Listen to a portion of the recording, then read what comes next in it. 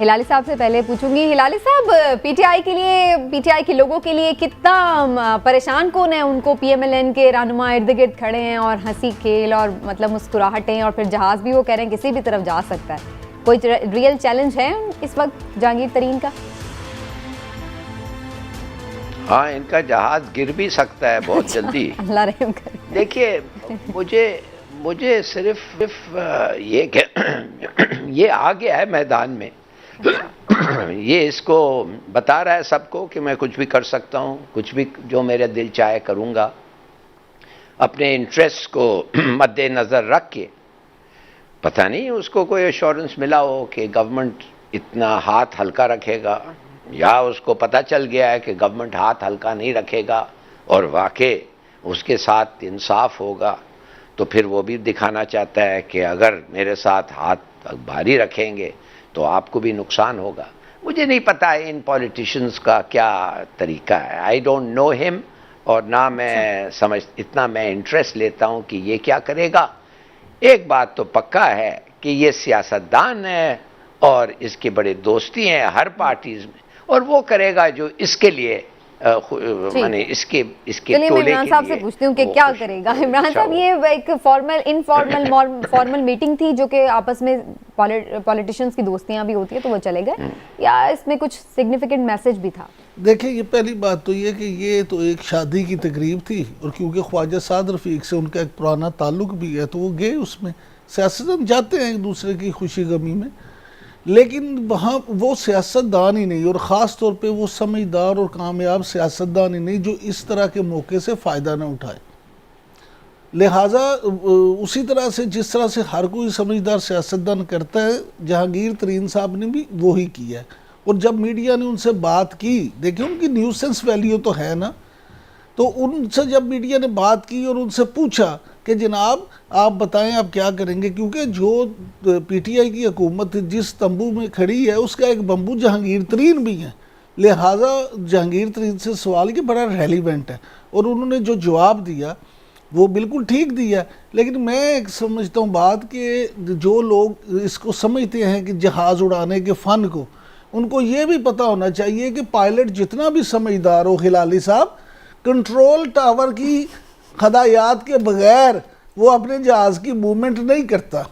तो जहांगीर तरीन साहब का जहाज़ भी उस तरफ लैंड करेगा जहां कंट्रोल टावर से उन्हें हदायत मिलेगी। तो कंट्रोल टावर तो कह रहा है हम किसी को हिदायत नहीं दे रहे, ना हमें इस मामले में इन्वॉल्व करें। तो पता नहीं आप किसको कंट्रोल टावर समझती है, मैं तो जहाज उड़ाने वाले कंट्रोल टावर की बात कर रहा हूँ। अब मैं आपसे वो बात पूछूं, हम मासूम बन रहे हैं या हैं? माफ करिए, मैं एक अगर कुछ ऐड करूं कि मेरे ख्याल पे वो ये बात जो इमरान कह रहे हैं शायद हो, मगर मैं समझता हूं कि इसका जहाज इंस्ट्रूमेंटिंग लैंडिंग पे है, ये इंस्ट्रूमेंट लैंड करेगा, इनका कोई खास कहना नहीं होगा। अच्छा।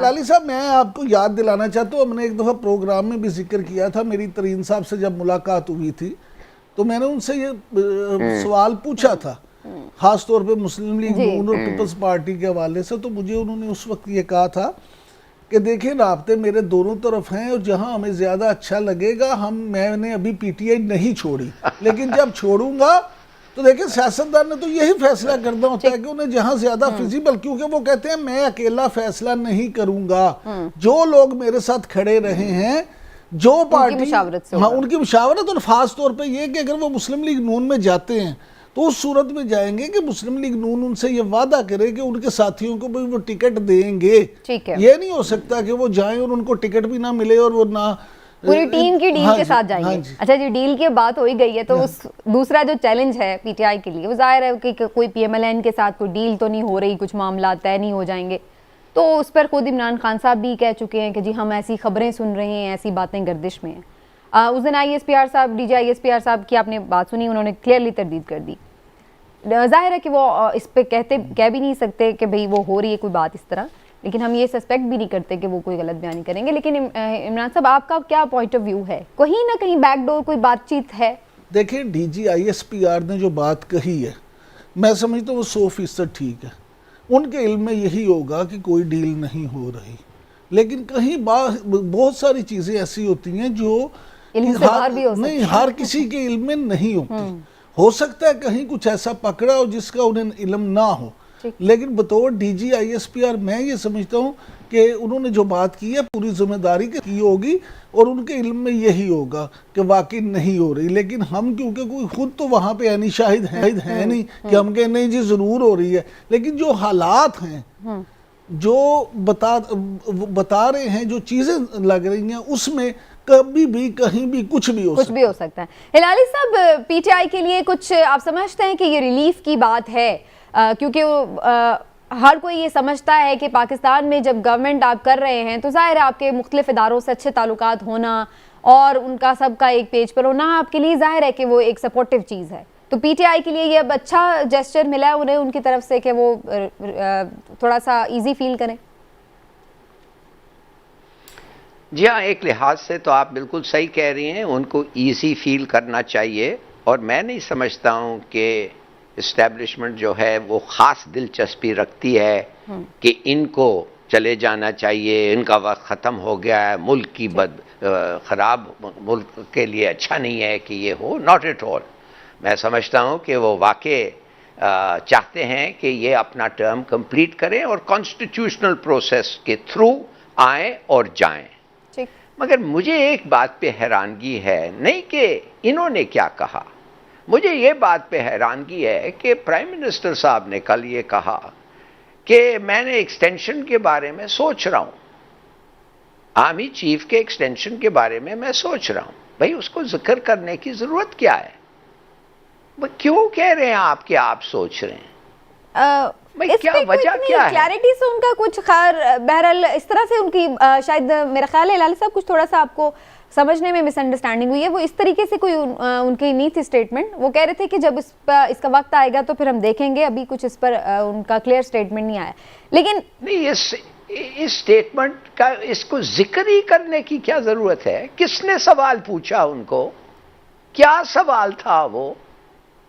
I don't understand. कौन कह रहा है एक्सटेंशन, कौन कह रहा है होना या नहीं होना? ये बात छेड़ने की जरूरत क्या थी? क्या आप नहीं जरूरत से ज्यादा हिलाली साहब, मैं तो कहता हूँ हमें भी छोड़, हमें भी अभी ये बात छेड़ने की जरूरत नहीं है। आइए पार्टी फंडिंग के इस पर आ जाए। इमरान साहब, कितनी अलार्मिंग है ये रिपोर्ट? कुछ अकाउंट्स ऐसे जरूर पता चले हैं जो कि डिक्लेयर्ड नहीं है, उनके बारे में नहीं बताया गया था, लेकिन PTI तो बहुत बगलें बजा रही है। वो कह रही जी फॉरेन फंडिंग तो कहीं से साबित नहीं हुई, तो हम तो उल्टा सुर्खरू हो गए। खुद प्राइम मिनिस्टर साहब ने खैर मकदम किया रिपोर्ट। नहीं, आपको याद है जब मुस्लिम लीग नून ने भी बगलें बजाई थी जब मियां नवाज शरीफ के खिलाफ फैसला आया था? ये भी गलत मिठाई खा रहे हैं। ये सियासी लोग देखें, फैसला जो मर्जी आए, सियासतदान का काम ही ये होता है कि उस फैसले को अपने हिसाब से पेश करेंगे, वाह जी वाह हमारी तो कामयाबी है। देखिए इस फैसले की अगर आप पर्टिकुलर बात करें फॉरेन फंडिंग केस के, तो इसके भी दो पहलू हैं, एक है सियासी और दूसरा कानूनी। पहले अगर हम सियासी पहलू पे बात कर लें तो देखिए सियासी पहलू इसका ये है कि सियासी तौर पर अब जितना स्मार्टली अपोजिशन चाहेगी उतना गंद डाल सकती है, और जितना इनको गंदा करने चाहेंगे तरीके इंसाफ को, वो कहेंगे देखें जी इन्होंने ये कर दिया, फंडिंग केस का फैसला आ गया, ये हो गया वो हो गया, और वो अवाम में अपना चूरन बेच सकते हैं जितना भी वो चूरन बेचना चाहें। लेकिन अगर आप ये मामला देखें तो एक बात ज़रूर है कि किसी भी बड़ी सियासी जमात और ख़ास तौर पे PTI जैसी सियासी जमात के ख़िलाफ़ कोई फ़ैसला करना इतना आसान काम नहीं होता। और दूसरी बात फिर है कि कानून के तौर पर अगर देखें तो कानून में इलेक्शन एक्ट 2017 में कम से कम 2 ऐसी शिक्के मौजूद हैं जिनके तहत PTI के ख़िलाफ़ कार्रवाई हो सकती है। लेकिन क्या वो, अब मैं अगर आप कहती हैं तो मैं बता भी देता हूँ कि मिसाल के तौर पे इलेक्शन एक्ट 2017 के सेक्शन 204 के सब सेक्शन 3 के तहत किसी भी सियासी जमात को बिलवास्ता या बिला वास्ता हासिल होने वाले फंड्स जो किसी गैर मुल्की हुकूमत, मल्टीनेशनल या प्राइवेट कंपनी या फ़र्द से हासिल किए गए हों वो ममनुआ फंड्स के ज़मरे में आते हैं। और अगर सेक्शन 204 के सब सेक्शन 4 के तहत ये साबित हो जाए कि किसी सियासी जमात ने ममनुआ ज़राए से फंड्स इकट्ठे किए हैं तो ये रकम जब्त भी हो सकती है। इलेक्शन कमीशन के पास ये इख्तियार है। और फिर दूसरी शिक जो 212 है उसमें फॉरेन एडेड पार्टी को तहलील भी किया जा सकता है। लेकिन ये फैसला करना कोई इतना आसान काम नहीं होता। और ये हुकूमत वक्त ने हाँ रेफरेंस भेजना होता है सुप्रीम कोर्ट के पास कि वो फैसला फिर आगे करती है कि इसको तहलील वो बैन करना है या नहीं करना। अब हुकूमत वक्त ही है, जब आपकी अपनी है तो उस पे आगे क्या करेगी? अपनी हुकूमत है तो वो राइट। हिलाली साहब, इतना सब्सटेंस है इस रिपोर्ट में जिसकी बुनियाद पर जैसे इमरान साहब कह रहे हैं कि जी ऑपोजिशन अपना चूरन बेच सकती है, अपना पॉइंट ऑफ व्यू ज्यादा अच्छे से नुकसान पहुंचा सकती है पीटीआई को। Do you think so? Yes, बिल्कुल है। इसलिए कि एक स्क्रूटनी कमेटी ने ये रिपोर्ट बनाया है और स्क्रूटनी कमेटी ने इल्ज़ाम लगाया है और ये इल्ज़ाम इन्वेस्टिगेट करके उन्होंने लगाया है इस पे पीटीआई पे। हाँ, जवाब भी आ गया है पीटीआई का। वो कहते हैं कि डबल काउंटिंग हुई है पैसों की, नॉन एक्टिव अकाउंट्स को उन्होंने खामखा जिक्र किया है।